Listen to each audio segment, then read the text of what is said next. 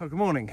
It's Sunday morning in January, and this is the end of my first week of training for the 55-kilometre Snowdon race in May.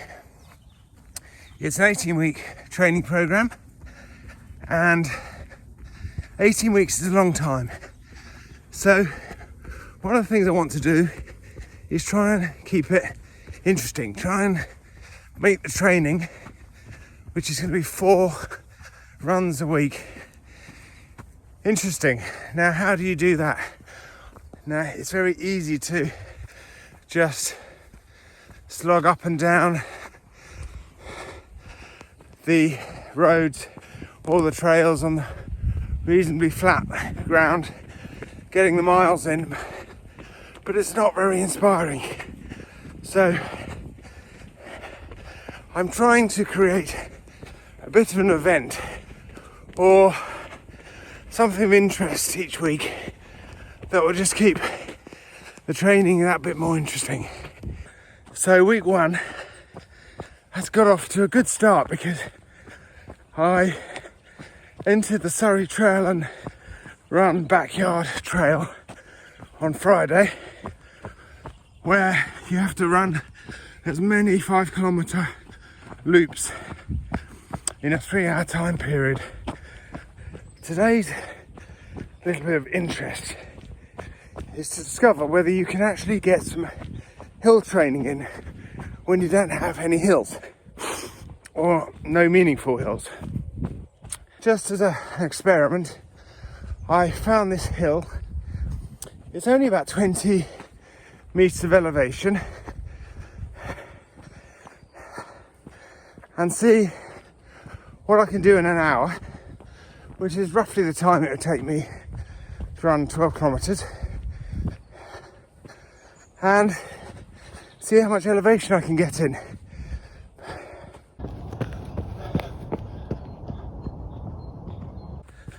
When you're training for a long run with significant amount of elevation, it's really important to get enough training on the hills in, because going up 3,000 meters of elevation can really put a lot of strain on all parts of your legs.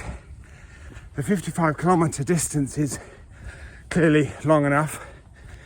A marathon's 42 kilometres, so 55k is not an inconsiderable distance, but it's 3,000 meters of elevation that really kills your legs.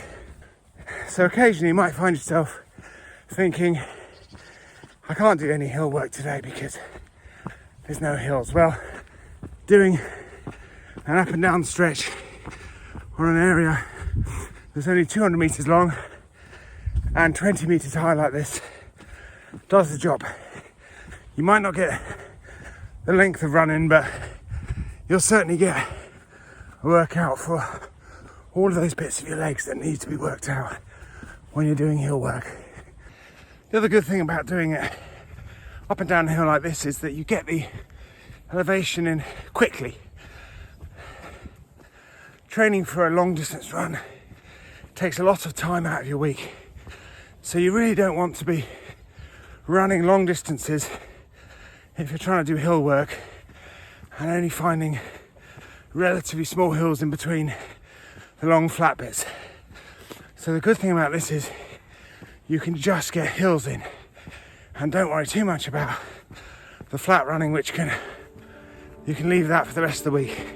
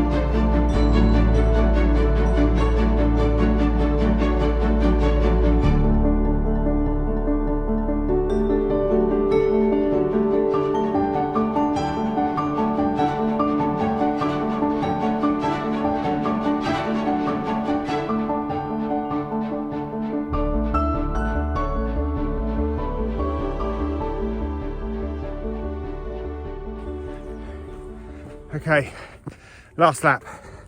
Let's go.